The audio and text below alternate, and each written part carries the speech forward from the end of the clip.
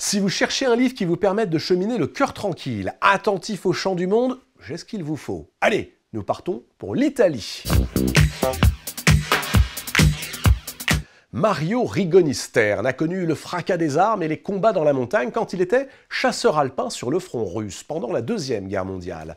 Là, il a fraternisé en silence avec des soldats soviétiques affamés et il a gardé de cette expérience la conviction que l'ennemi ne lui est pas étranger.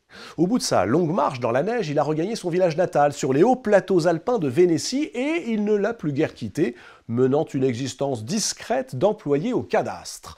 Mais depuis les hautes lumières de son alpage, il s'est enivré de cette nature, qui lui est un réconfort de l'âme, et il n'a cessé d'enchanter les beautés dans tous ses livres. Saison, écrit alors qu'il a 85 ans et qu'il regrette de ne plus s'adonner aux joies du ski, est une farandole de petites épiphanies, de contemplations émerveillées et de réminiscences d'enfance. L'hiver, tiens, pour Mario Rigonistern, eh bien c'est celui des contes et des romans d'aventure qu'il dévorait enfant. La neige qui tombe sur la petite marchande d'allumettes, les vastes étendues glacées de Cro-Blanc et de Michel Strogoff. Quand vient le printemps, il se souvient là des lettres qu'il écrivait avec son grand-père au chef des Martinets Noirs en Égypte pour lui annoncer que l'hiver avait tiré sa révérence et que les oiseaux pouvaient revenir.